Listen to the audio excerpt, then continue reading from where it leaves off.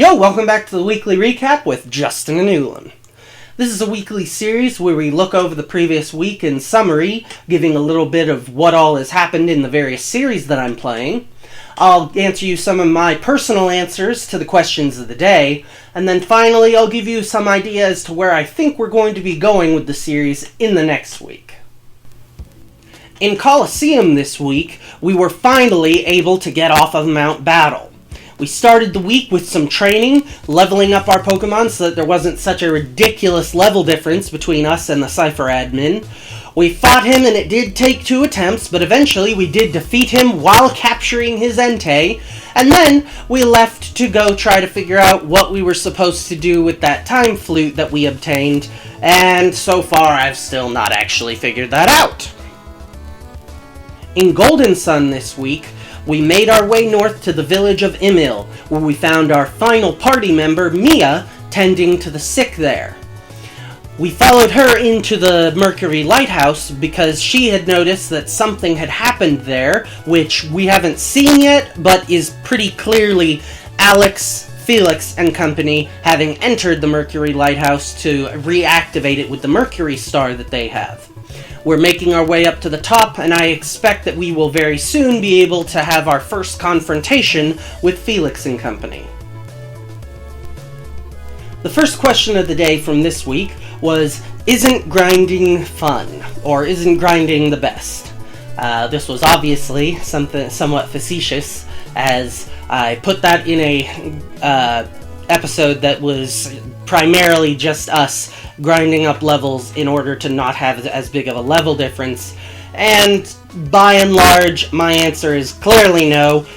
I didn't mind the amount of cash that we were getting from winning the Colosseum, to be honest, but the battles were just, when you're battling for grinding, it's just really not the same as when you're battling in order to progress the story or beat a really interesting boss.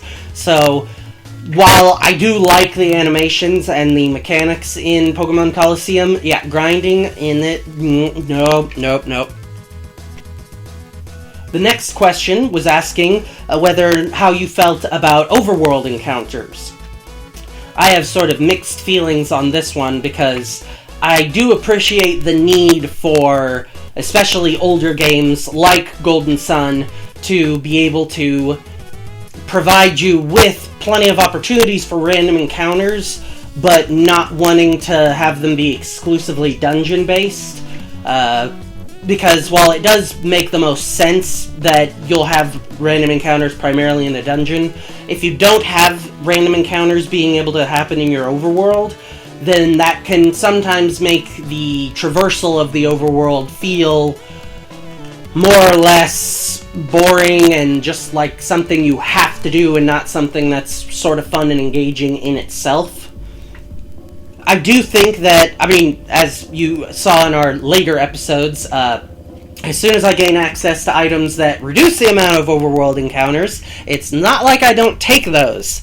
But even that bit of gameplay of intentionally avoiding those overworld encounters, I feel does give more value to traversal of the overworld, whereas if it was just walking around trying to find where the next cave you need to go into in order to get across these given mountains to get to the next village, if it was just walking around with no other thing happening, then it would start to feel like anything beyond a very simple map would just be excessive and time padding. So by having overworld encounters, I do feel that I don't really like them. I don't like dealing with them, but conceptually I do agree with the need for them, at least in some form or another. The next question was, what was your favorite specialty Pokeball? I think that was in reference to the fact that match we were primarily using Ultra Balls, but then we were also trying on occasion to use that Timer Ball. As of Gen 3, where that game is located, I think that the Timer Ball probably is my favorite of the specialty Pokeballs. Because while a lot of the Gen 2 ones are very interesting, by by and large, the Gen 2 Apricorn Pokeballs are just not that useful. There are a couple Gen 4 ones, though, that I think definitely outclass the time... Well, or at least compete with the Timer Ball in terms of being my favorites. Clearly, the Quick Ball that has its highest effectiveness right at the start of battle is always a fun one to be able to use whenever you can get that and have a catch totally make you not have to do the rest of the fight is always great. I think, though, probably the Dusk Ball, in an overall sense, is probably my favorite, because certainly in any of the games where time is factored into the gameplay, which I think is pretty much all of them ever since Gen 3, although most of the Gen 3 games were based on, like, an internal battery, so if the battery goes dead, suddenly time stops moving, but then that's Gen 3, so it didn't have Dust Balls anyway. What am I talking about? As of Gen 4, which was on the DS, which would always read your DS's clock, and therefore had the time cycling, the fact that the Dust Ball could always, for any encounter you want, could always be a viable option as long as you just either set your clock to be night, or wait until the nighttime hours to do an attempt, made that a really versatile ball that I'm not entirely certain how its maximum effectiveness compares to the Timer Ball, but I think they are comparable, and being able to just so easily access a ball that's at least as good as, if not slightly better than an Ultra Ball, just by changing the time of day, is definitely one of my favorite specialty Pokeballs. The next question that I asked was whether or not you have a home remedy for a cold. I've heard of some people's rather interesting solutions to it, with some of the more simple ones just being like chicken soup, because the warmth helps combat the fact that you're, with a particularly bad cold that can start to cause you to have a fever. But other than that, certainly around my home, we didn't really have any particular remedies for a cold other than, the generic staying inside, drinking warm liquids. Definitely drinking liquids in general, because when you have a cold, dehydration is a real threat. The next question was, what is your favorite mythic?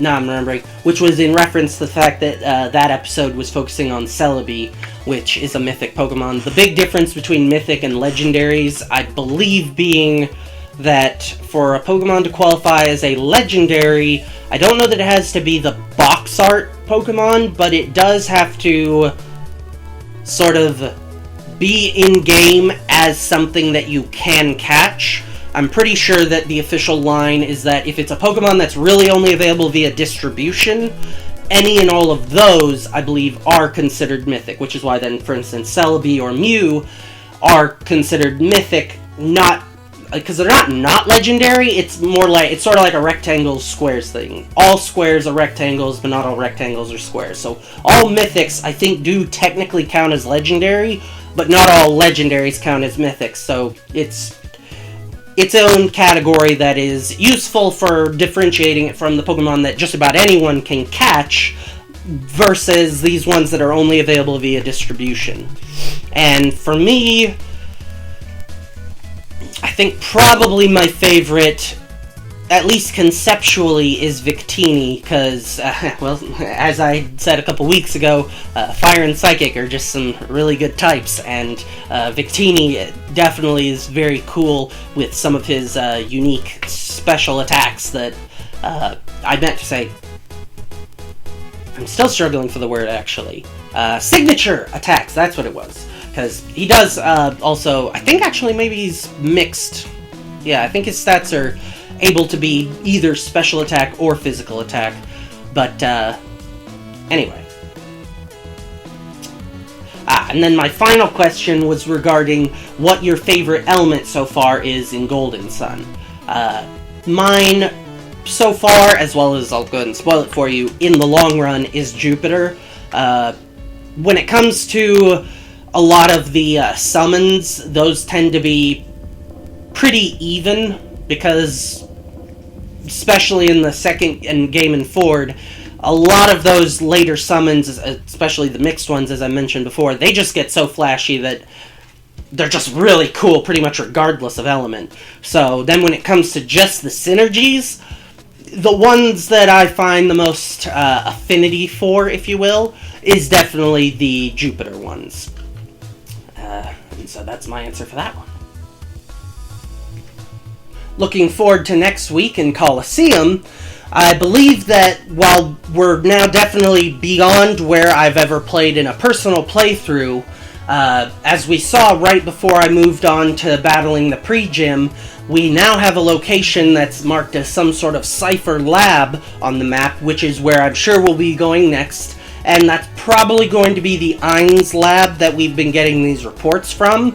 And while I don't know how long we'll be there, if it's anything like the previous places that we've been, odds are we'll probably spend a good 1 to 2 weeks clearing that place out, minimum. So we'll just end up having to see how many Pokemon trainers they make us go through before we're able to take on whatever boss is at that location. As for Golden Sun in this next week, I believe that we've made our way to about halfway through the Mercury Lighthouse. When we activated the statue that allowed us to jump on water in some locations in the tower, I believe that that was the signifier of being halfway through that dungeon. So, considering where we ended up cutting that final episode of this week, I think that we should definitely be able to make it to the top of the tower within one more episode. And then whether or not it takes us 1 or 2 episodes to beat whatever final boss is at the top of this tower, definitely by the end of the week we should be back in Imil and heading on to back to Colima to see if Mia can help us with the whole Trent situation. And that about wraps up this week's recap. Thanks for watching, and we will catch you next time. Yo! Thanks for watching. If you enjoyed the video, hit the like button and leave a comment so I know you want more videos like this. If you want to know when new uploads arrive, subscribe and hit the bell icon to have YouTube send you a notification. Thanks again, and I'll see you next time.